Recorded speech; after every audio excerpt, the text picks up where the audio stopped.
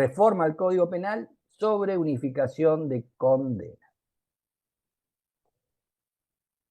Y ahí lo que modificó el legislador es el 58, diciendo, se sustituye por este. Y el 58 original dice lo mismo que decía, porque eso no lo modifican.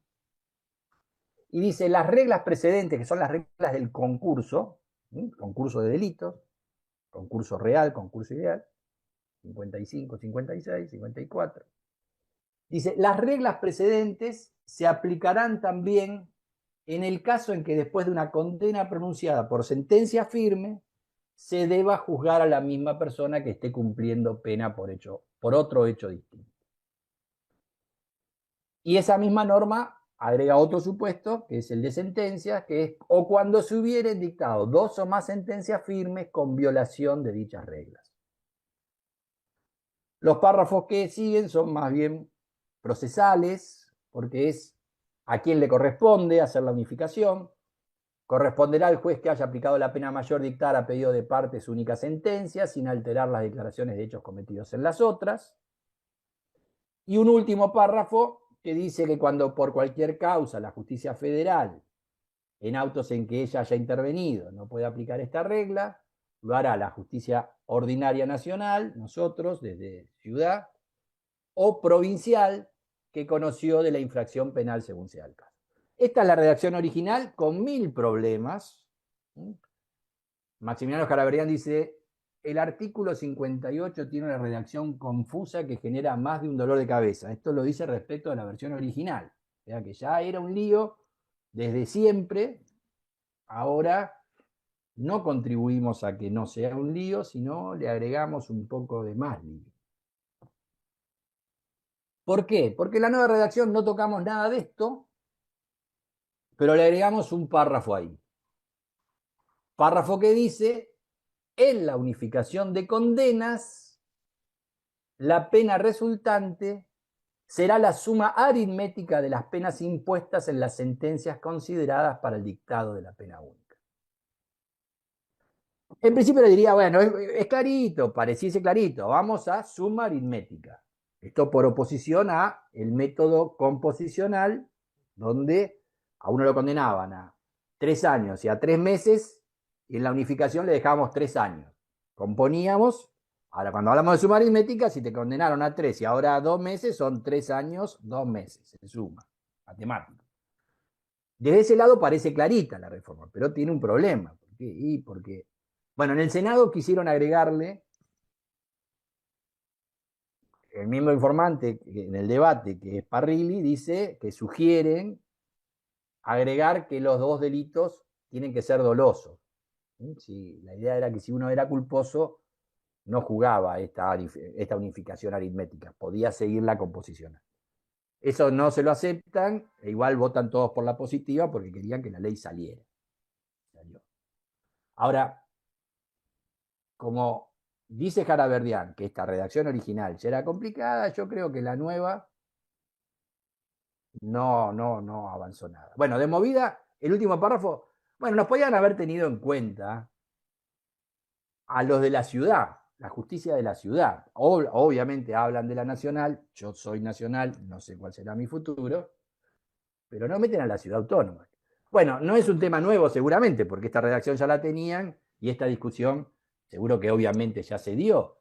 Yo no la tengo presente, porque, bueno, por suerte todavía trabajo en la Nación, pero, bueno, ya que estaba modificando un código, agreguemos también a la ciudad autónoma, ¿no? Con su estatus jurídico. Pero bueno, menor eso, digo, es una objeción de bueno, una mancha más a la mala técnica legislativa que tiene esta ley. Más que aclarar oscurece. ¿Y por qué digo? Porque este agregado, o sea, todos los problemas anteriores se mantuvieron.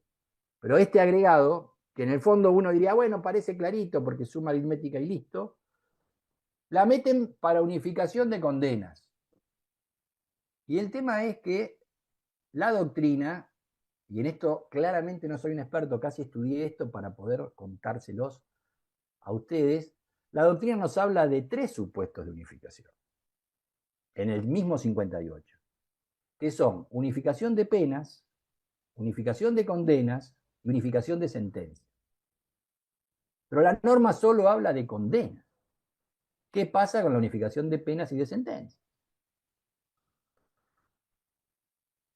La de penas y condenas surge del primer párrafo, y yo no la tengo muy clara, pero así lo dice la doctrina, y la de sentencia surge del último agregado del primer párrafo, cuando se hubiera dictado 2 o más sentencias firmes con violación a la regla del concurso. Caraverdián, que no solo dice que la redacción da dolor de cabeza, sino que tiene un buen artículo, que bueno, yo después lo cito con los ejemplos que él da, que me parecieron súper gráficos, y en eso quiero respetar propiedad intelectual y citar esos ejemplos, nos dice que la divisoria de aguas entre cuándo corresponde la de unificación de penas y cuándo la de condenas viene dado por en qué momento cometió el hecho por el cual lo condenan en la segunda sentencia. Si lo comete posterior a que esa sentencia quede firme, la primera sentencia quede firme, se unifican penas, que es a lo que yo estoy acostumbrado en flagrancia. En general lo que me topo es con gente que ya tiene condenas firmes y frente al nuevo hecho unifico pena. Ahora, si el hecho es el hecho por el cual lo condeno la segunda vez, es anterior, que era el caso que nos pretendía Sara, anterior a la primera sentencia, pero me condenan después de que ya la primera sentencia quede firme, entonces, para por lo menos parte de la doctrina, ese es un supuesto distinto al de unificación de penas, es unificación de condenas, que es la fórmula que usa el código en este reporte. Después tenemos la unificación de sentencias, que es el cierre del primer párrafo, que es que se dictaron sentencias donde había que haber aplicado las reglas del concurso, básicamente el real, pero no se pudo hacer. No se pudo hacer por distinta razón. Una de ellas, por ejemplo, es porque son casos de distintas jurisdicciones, que es provincial una y federal la otra. O porque simplemente lo omitieron por, porque no se enteraron de aquella otra sentencia, o porque, bueno, un error y no lo hicieron. Esos son los 3 supuestos. Y yo les decía que la verdad que son bastante chinos para entenderlos. Primero para sacarlo, digamos, de la norma, ¿no? Del texto de la norma. Y después para entender cómo son. Pero siguiendo la lógica que nos plantea Caraverdián, con el problema de que solo nos habla la ley de unificación de condenas, y no de penas y sentencias, vamos a ver qué son estos 3 casos. Y ahí sí voy a los ejemplos que literalmente nos trae Caraverdián en ese artículo, que es este artículo, 10 preguntas y respuestas sobre unificación de penas, condenas y sentencias. Ese está en la web, lo publica por primera vez en la revista de la Asociación de Fiscales en el 2021. Acá también está publicado en otra publicación online, que es Actualidad Jurídica, que él dirige. Vamos a ver qué caso pone como ejemplo para que digamos, este es un caso de unificación de penas. Él dice, bueno, en 2015 esta persona asalta un robo. Lo condena en el 2017 por el robo. Después, en 2020, mientras está cumpliendo condena, mata en la cárcel. Bueno, un caso bien trágico pone, ¿no? Y después lo condenan en 2021 por el homicidio. Pero en esa misma condena por el homicidio, unifican la pena por el robo. Aún con un caso tan trágico es lo que suele pasarnos en la flagrancia. Ya la persona nos topamos con que está condenada y lo volvemos a condenar y hay que unificar, si todavía no agotó esa pena. Ese es el caso de unificación de penas. ¿Cuál es el caso de unificación de condenas? Si no entendí mal, el caso que nos proponía Sara. En 2015 roba, en 2016 estafa, en 2017 lo condenan por el robo,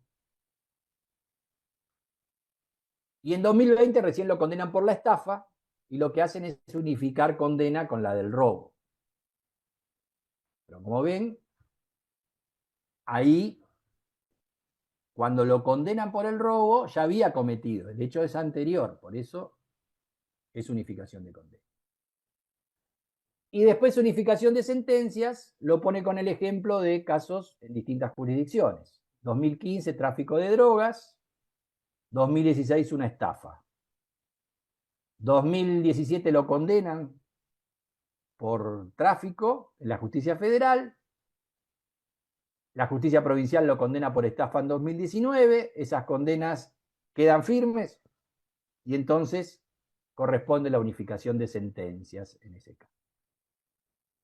Acá no hay Teletubbies, así que si a alguien le interesó estos ejemplos, o lo mira del artículo de Maximiliano, que bueno, es fiscal de Córdoba, y eso es bueno tener fiscales con ese nivel académico en la institución, y si no, le sacan una captura de pantalla, una foto de esto, si es que puede. Uno lee esto y dice, ah, entendí. Después la verdad que no es tan fácil, y de hecho en el artículo, Calaverian marca esto. Dice esto, lo pone esto así para decir, miren, deténganse y mírenlo, porque parece que lo entendemos y no lo entendemos. Ahora, bueno, si logramos entender eso, que es el primer paso, de por sí ya difícil, vamos a ver cómo juega el cómputo de esas condenas, de esas penas impuestas en esos casos, ¿no? Esas unificaciones de penas, condenas y sentencias que hay que hacer. Decíamos, divisoria de aguas entre unificación de penas y de condenas depende cuándo fue cometido el delito objeto de la segunda sentencia. Si es posterior, que son la mayoría de los casos, por lo menos los que yo conozco, son unificaciones de penas. Si fue anterior, como el caso de la estafa y el robo, todavía no había sido condenado, entonces es unificación de condena. ¿Qué dice Maximiliano en ese artículo? Dice, bueno, miren, bueno, la de sentencia ya dijimos, ¿no? Va cuando no se aplicaron reglas de concurso, ya sea porque lo omitieron o porque eran distintas jurisdicciones. Ahora, ¿qué dice? Les decía Maximiliano en este muy buen artículo, cortito pero bien nutrido. Dice, miren, el tema de los métodos de determinación composicional o aritmético eran posibles de ser discutidos solo en la unificación de penas. ¿Por qué? Bueno, porque en esos casos son los únicos casos donde lo que se fusionan o se unen son penas en una pena única, por eso se podrían componer, pero las sentencias, perdón, las condenas anteriores subsisten y no pueden ser modificadas. Yo fui condenado, por ejemplo, a 3 años y en este nuevo proceso me condenan a 2 años. Con el método composicional me pueden decir, le dejamos todo en 4, por ejemplo. Pero la condena de 3 años y la de 2 años que me acaban de aplicar subsisten. Simplemente la pena única por composición puede ser reducida. Y si hacemos suma aritmética, sumaríamos. Pero siempre las condenas anteriores subsisten y no pueden ser modificadas. En cambio, en ese artículo, Jalaverdian dice, con el caso de unificación de condenas y de sentencias, no juega eso. ¿Por qué? Porque lo que hay que determinar en esos dos casos es una nueva pena, pero no tenemos que considerar las dictadas individualmente. O sea que las condenas anteriores se pueden modificar en sus montos. Distinto es en el de penas donde las condenas anteriores subsisten y no se pueden modificar. Se pueden modificar en sus montos e incluso podemos llegar, conforme a la jurisprudencia, a una pena más benigna. A veces tenías ya una condena de efectivo, te la unificaban con otra y te la terminaban dejando en suspenso la nueva. Y vos decís, pero ¿mejoró? Sí, mejoró, porque la ley te lo permitía dentro de esta lógica y la jurisprudencia habilitaba a que incluso pueda ser unificada condenas y aplicar una pena más benigna que la de las condenas que está unificando. Tenía una cuota de absurdo, pero bueno, en algún caso hasta podría ser justo.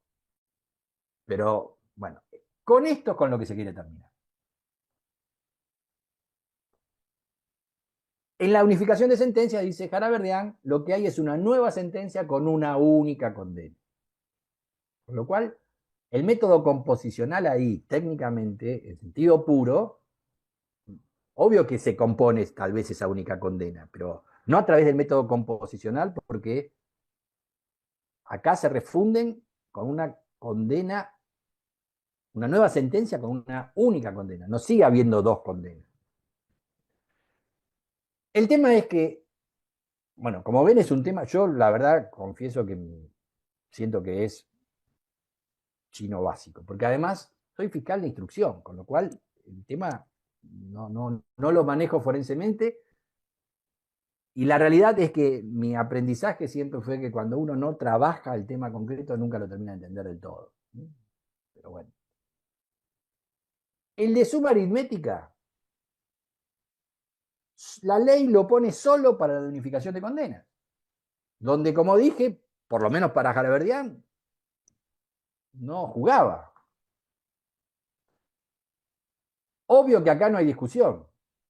Digo, la ley dice eso, hay que hacer la suma aritmética, pareciese, ¿no? Lo que sí podemos discutir es qué pasa en la unificación de penas y de sentencias que no están expresamente previstas. Pareciese que lo que el legislador quiso es que se acabó cualquier idea de componer para cualquier caso. Ni para unificación de penas, ni para unificación de sentencias. Suma aritmética para todos los supuestos del 58. Pero el texto dice lo que dice. Y ahí traigo a colación un artículo sí que es sobre la ley nueva, que sacó rápidamente Gabriel González da Silva, también con un amigo y un miembro, un honroso miembro del Ministerio Público Fiscal, académico, con prolífico académico, como Jaraverdián, que además, bueno, está siempre en temas de actualidad y sacó en el Dial, está publicado en el Dial rápidamente cuando todavía no había sido aprobado el proyecto. ¿Y qué dice Gabriel en ese artículo? Dice que obviamente de lo que aparece del mensaje del Poder Ejecutivo, que recién nos remitía él, Fernanda Poggi, cuando envía el proyecto y de las propias exposiciones de los diputados que compusieron el dictamen mayoritario, que confieso que yo el dictamen ese, nada, porque no es cortito. Sí habrá un miembro informante que habrá desarrollado que yo no lo vi, no lo escuché. Pero bueno, démosle crédito a la autoridad de Gabriel, diciendo que de ahí mismo, bueno, del mensaje del Poder Ejecutivo sí sale claro, y se ve que también se discutió de alguna manera, surgía evidente de ahí que todos los supuestos del 58, todos, penas, condenas y sentencias, todos van por suma aritmética. Método aritmético más que suma aritmética. Ahora, aclara, y por eso lo pongo en rojo, dice, pero la redacción del 58 en este sentido es ineficiente y sin duda va a dejar abierta la puerta a otras interpretaciones. Y ahí, como buen académico, va a las bases y dice, ¿por qué la ley, siempre siguiendo el principio de legalidad penal, nulo un crimen, la pena sin el eje, tiene que ser cierta, tiene que evitar lagunas y disquisiciones y además debe ser estricta? Ley previa, escrita, cierta y estricta, las 4 columnas del principio de legalidad. ¿Mm? Y ahí dice, de modo que lo que no aparece consignado expresamente en la ley, guste o no puede aplicarse en sentido desfavorable al imputado. Ley estricta prohíbe la analogía in malam parte. Y acá le haría más analogía in malam parte en unificación de penas y de sentencias, porque solo está prevista la suma aritmética para unificación de condenas. Para el que le interese, en mi canal de YouTube hay una serie de principios fundamentales, principio de legalidad, derecho penal de acto, principio de culpabilidad. Me parece que está bueno ir ahí, no al canal, que por supuesto les digo que vayan, ¿no? Pero digo, está bueno refrescar esos temas que los vimos en las dos charlas de Penal 1 y somos más permeables a aplicar una norma inferior que hacer esos controles de constitucionalidad con estos principios. Lo cierto es que, obviamente, Gabriel González da Silva dice, siempre es posible recurrir al espíritu de la norma o del legislador para interpretar qué fue lo que procuró, como método histórico, la voluntad del legislador como un método de interpretación de la ley plausible. Esa sería la idea, les diría, a la cual los tribunales van a terminar inclinándose, por esto que les decía de acompañar, digamos, la vocación política de endurecimiento del sistema, y aclara que esa herramienta es a la que infelizmente se tiene que acudir cuando el legislador habla una cosa pero no lo plasma de manera concreta en el texto de la ley por una deficiente técnica legislativa. Gómez Orbaneja decía, la ley es como un barco que sale del puerto. Cuando está en el puerto, la gente opina, el constructor, todo, ¿no? Dice, lo que quisieron hacer con el barco. Pero una vez que el barco salió, dice, el que lo tiene que interpretar es el Poder Judicial y no queda atado. Si es una fuente de interpretación, la voluntad del legislador, pero es otra cosa. Bueno, lo vivimos eso con Probation, ¿no? Probation quisieron hacer tesis restringida, finalmente se impuso la amplia, que era razonable. Menos Cosuta, que quiso hacer la voluntad del legislador y así le fue. En fin. La realidad es que hasta ahora la ley no definía el método de unificación. No había ningún párrafo en el medio diciendo si iba el composicional o el aritmético. Eso lo construyó doctrina y jurisprudencia a lo largo de años, y hay una discusión que ya era pacífica. Por traer un caso y un juez bueno, al cual yo le tengo gran respeto, Luis García, desde la casación, decía, estas construcciones difusas que distinguen entre el pretendido método composicional y el método aritmético no se infieren directamente de la ley, no están en la ley, hasta ahora. Ahora están. ¿Para qué? Para unificación de condena. Y para traer algo más actual, porque este fallo es de Luis García desde el 2010, en 2024, como juez unipersonal, Jantus, también desde la casación, reproduce lo que había dicho García en este caso Marino, y además le agrega algo que viene súper también consolidado, que el método composicional hasta ahora siempre fue la regla, y que el de suma aritmética resulta la excepción. En esta misma resolución unipersonal 2024, así lo dice, diciendo las razones por las cuales se puede recurrir al método aritmético antes de esta reforma deben ser excepcionales. Regla composicional. Bueno, para no dejarlo solo a Jantus, esto mismo lo habían dicho en 2018 Jantus junto a Huarte Petit y Magariños en este fallo antivero, como para que no sea una cosa de Jantus, digamos.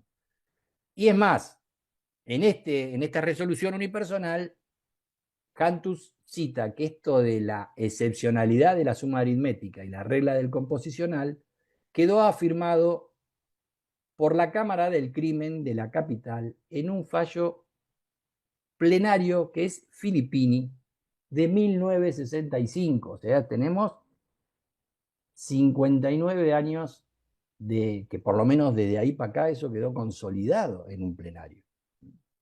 Bueno, 14 del 9 de 1965. Yo tenía 2 días de vida.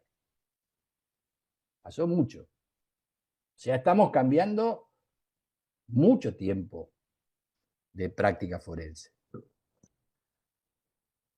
La reforma legal introducida cambia esta lógica y ya pareciese que el método aritmético es el único admisible. Sin duda para la unificación de condenas porque es expresamente previsto. Y para el de penas y sentencias, qué sé yo. El Comité Nacional para la Prevención de la Tortura, que es el organismo local, digamos, de justamente prevención de la tortura, que opera en línea con el subcomité de Naciones Unidas, hizo observaciones cuando todavía esto era un proyecto. Y ahí dice, en la unificación de penas se establece que la pena resultante será la suma aritmética de las condenas impuestas en las sentencias consideradas, y ahí ya tenemos ya problemas, ¿no? Habla de unificación de penas cuando la ley habla de unificación de condenas, pero bueno, esto parte de toda la mezcolanza que tenemos en este tema. Después dice que justamente el proyecto lo que va a generar supone un aumento de penas encubierto. No sé si es encubierto, pero bueno, lo que está claro es que lo que le preocupa al comité es que va a haber condenas más largas en estas sumas aritméticas. Y que, claro, le está quitando posibilidad de determinación judicial a los jueces, que la verdad que en algunos casos parece que no estaba tan mal. Bueno, por ahí lo que hay que hacer es muy restrictivo. Por ahí lo que tendríamos que decir en todo caso es, che, que no sea la excepción, la aritmética, sino que tal vez la excepción sea la composicional para esos casos. Si quieren invertir ese orden, me parece que no está tan mal. Pero bueno, no nos dejaron margen, pareciera. Y después va a decir que esta reforma no establece claramente si rige el límite de 50 años que está previsto en el Código Penal como pena máxima. Es cierto, no está previsto expresamente en el 58, pero yo creo que sí rige ese límite porque por interpretación sistémica para el concurso real no puede superarse los 50 años, que esa es nuestra pena máxima. Pero bueno, un tema menor, por lo menos aplicable a un número muy, muy pequeño de casos. Pero bueno, está bien advertirlo también. La conclusión, y con esto vamos cerrando, porque ya estamos ahí, es que con esta reforma parece que suma aritmética rige para los tres supuestos. Obviamente, el único expreso, unificación de condenas. Si estas unificaciones de penas existen como instituto autónomo del de condenas, y también obviamente existe el de sentencias, se podría aplicar esta idea de suma aritmética dentro del espíritu de la norma. Pareciese que la vocación del legislador fue esa, bueno, no pareciese, fue, tanto del Poder Ejecutivo remitiendo el proyecto, de todos los legisladores que presentaron proyectos análogos, el fin era este. Y hay que ver cómo juega esto con el principio de legalidad en el carácter estricto de la ley y la prohibición de analogía y mala parte. Problema y problema serio. Claro, cuando uno mira, por ejemplo, el robo con arma de utilería y cuando el arma está descargada, dice que termina siendo robo con arma de utilería o cuya aptitud para el disparo no pudo acreditarse, y en realidad, por principio de legalidad estricto, no es. Igual lo condenamos por robo con armas. Vemos que esta idea del principio de legalidad a veces lo abollamos un poquito. Y no parece mal. Lo que pasa es que es triste que el legislador no termine modificando las leyes que tienen problemas, poniéndola en orden por un principio de legalidad. Esto parece que es para el futuro, indiscutido, porque así pareciera que es lo que se pretendió. Claro, para casos anteriores, y tendríamos que ver el tema de la ultraactividad de la ley más benigna, que en realidad es una ley que no decía específicamente eso y que era la interpretación que hacía doctrina y jurisprudencia, habilitando el composicional. Y esto además habría que ver con millones de problemas que no estoy en condiciones de abordar ni entender, en realidad no los entiendo, por eso no los abordo, de qué pasa con los casos anteriores, cuándo realmente puede haber ultraactividad o ya podemos aplicar lo nuevo. Bueno, de hecho, Fernanda ayer me consultaba pensando que iba a encontrar respuesta y no encontró ninguna, de mi parte, ¿no? Fernanda Poggi, digo.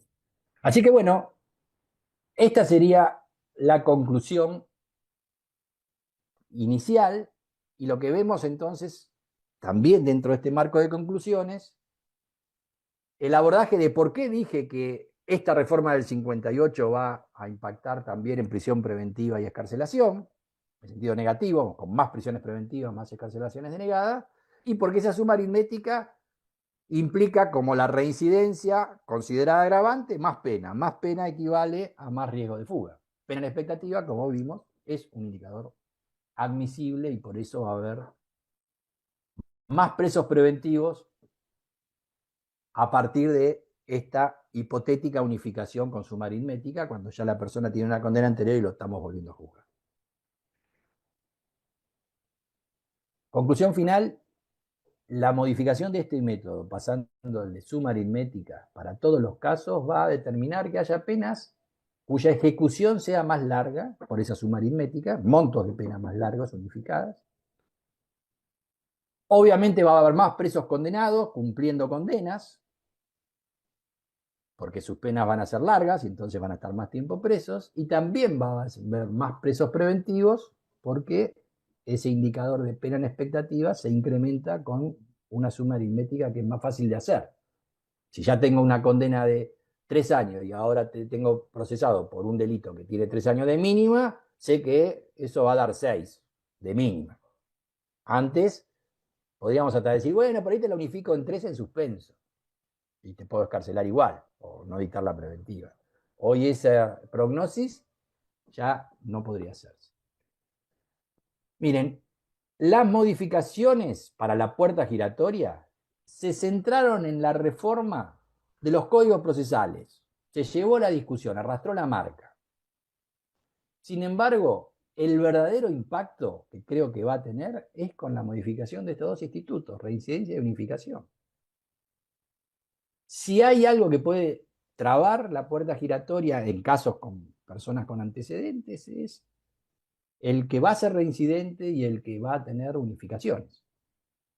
Porque va a estar más tiempo preso y a partir de ahí inferimos riesgo de fuga. Por eso digo que al modificar los códigos o poner la discusión centralizada en la reforma de los códigos procesales, pusieron el carro delante del caballo. Y además hicieron un desastre con la modificación de los códigos procesales porque es innecesaria, confusa, y no aportó nada. Lo que sí aportaba era esto. El problema es que, bueno, se desentiende de esta cuestión, de dónde vamos a poner los presos. Esto va a impactar en que vamos a tener más presos durante más tiempo. Lo cual, como política de seguridad, puede ser razonable, ¿eh? Tenemos a veces penas muy cortas. Bueno, el comité que recién mencionaba tiene también un informe que habla de que el 78% de las condenas en la Argentina son a menos de 3 años. Y a veces yo condeno a 15 días de efectivo cumplimiento, con flagrancia. Entonces, cualquier modelo de ejecución penal desalienta penas cortas porque no tienen efecto resocializador y al contrario, marginan más, pero bueno, es lo que nos toca. Y lo que vamos a tener sí es más presos con penas más largas, a veces con penas un poco más largas que las que antes tenían, pero tampoco muy largas, en muchos casos. En otros también sin penas más largas. Y este es un problema. Este es un problema, porque no sabemos a dónde lo vamos a poner. Problema para los jueces. No hay nadie en nuestro país que no esté preso por orden de un juez. Por supuesto que también los fiscales tenemos que cumplir con lo que marca la Constitución, pero bueno, es más fácil para nosotros decir no y al juez se le complica cuando decimos no o prisión preventiva porque tiene que decidir aplicar la Constitución. Pero bueno, ser juez no es fácil, ser fiscal tampoco. Vamos otra vez a las observaciones del comité. Dice el comité en ese mismo informe, dice, va a agravar la sobrepoblación en los lugares de detención. Y ahí marca estadísticas que asustan un poco. Dice que entre el 2016 y el 2023 en las cárceles nuestra cantidad de presos aumentó un 48,5. Pero en comisarías un 145,1. Ni hablar lo que les cuento de ciudad, donde no sabemos dónde ponerlo en serio en las comisarías, y se escapan cada 2 por 3 y esto es un escándalo. Pero bueno, si no damos soluciones integrales, estamos en problemas.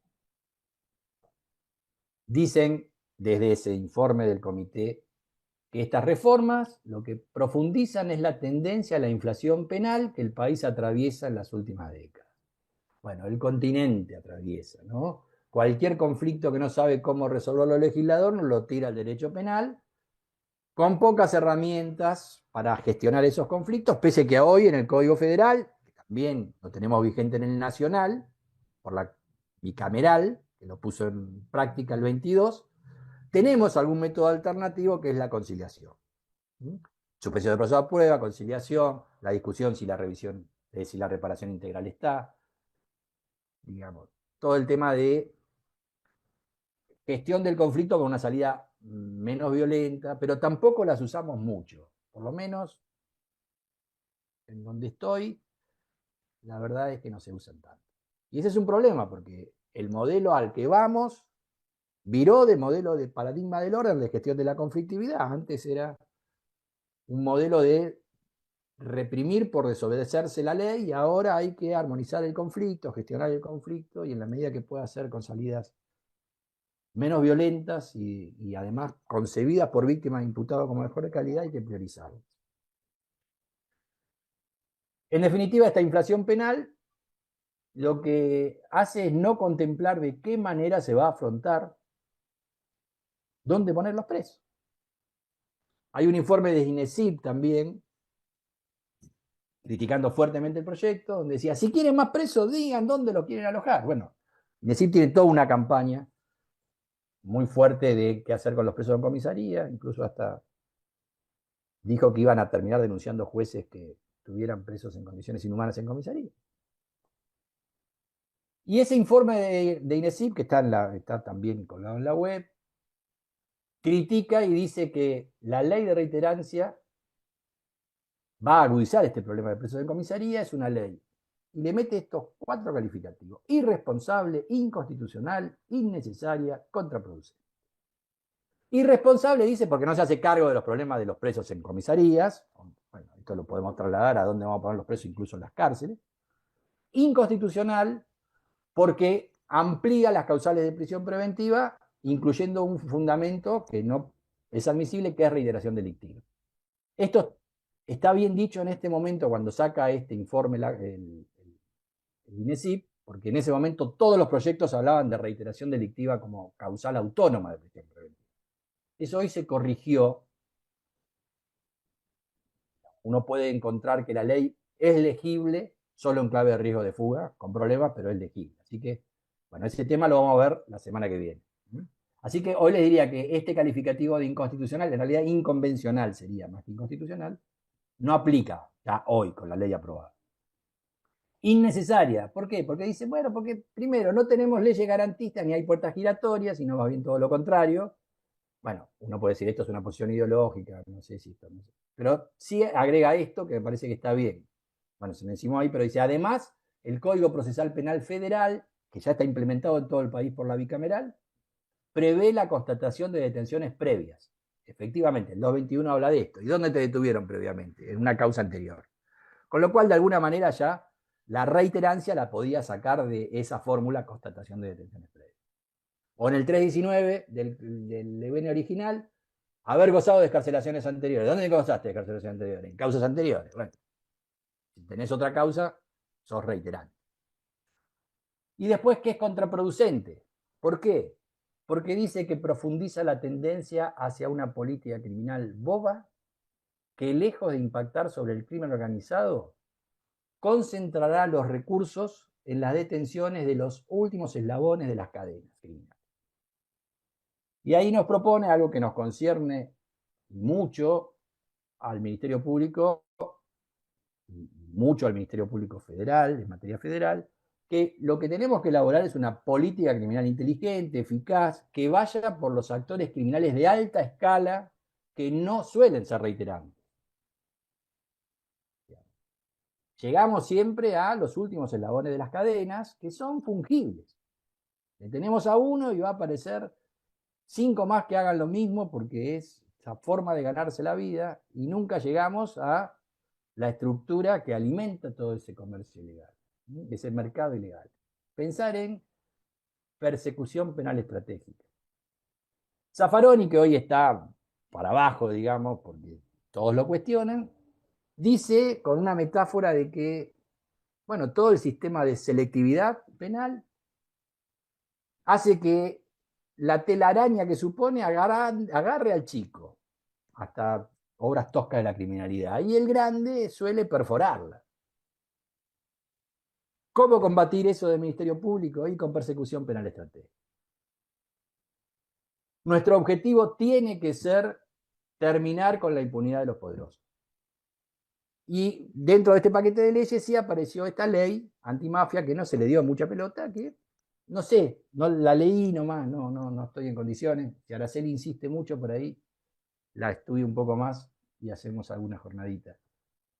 Que parece interesante, ¿sí? Y es donde tenemos que apuntar como Ministerio Público.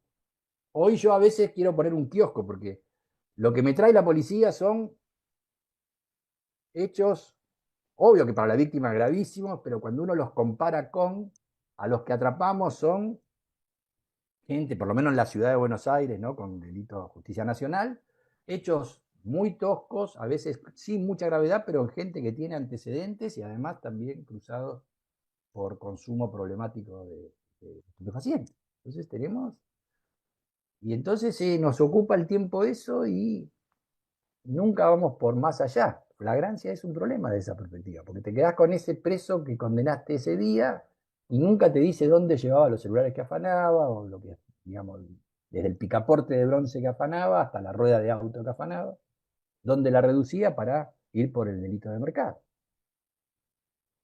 Bueno, esto no tiene nada que ver con el tema, pero bueno, había que decir algo para motivarlos a que la persecución penal estratégica la tengamos que poner tarde o temprano en escena. Somos bastante eficientes en respeto de garantías, bueno, hoy más o menos tal vez, la tendencia es que no haya tantas garantías, y muy poco eficientes en persecución eficiente del delito al cual debemos ocuparnos y que los federales, digamos, tienen, bueno, una gama de delitos que son todos delitos de mercado de organización criminal. Hasta acá llegamos con esta charla y si hablamos de arañas, telarañas, la verdad que tenemos ganas de irnos todo al cuerno, imagino, porque nos pasamos 2 horas justas hablando de esto. Así que bueno, yo les agradezco a los que quieran ya desconectar que se hayan anotado, espero, bueno, haberles aportado alguna idea. Les invito a que chusmeen mi canal de YouTube, me divierte mucho hacerlo, hace ya tiempo que no estoy escribiendo, nadie lee lo que uno escribe, por ahí tampoco nadie mira mucho los canales, pero me divierte mucho más que escribir. Así que ahí tienen el canal, hay varios temas, ese canal se inspiró en la reforma, arrancó en 2019 con la reforma del código, que bueno, hoy viene fuerte en todo el país y vi que hay mucha gente del interior, con lo cual ahí tienen buenas cosas, creo, buenas cosas, y bueno, además últimamente estoy subiendo el diagrama, control de acusación, audiencia de control de acusación, así que por ahí encuentran algo que les puede ser útil como primeras herramientas, bueno, en estos primeros desafíos, ¿no? Así que bueno, hasta acá llegamos. Aquí abrimos el espacio de discusión, preguntas. Sobre este último tema, sinceramente, quiero más aportes que preguntas para que yo responda, porque seguramente no voy a poder responder. No es un tema que maneje esta unificación seriamente. Pero los escucho. Muchas gracias.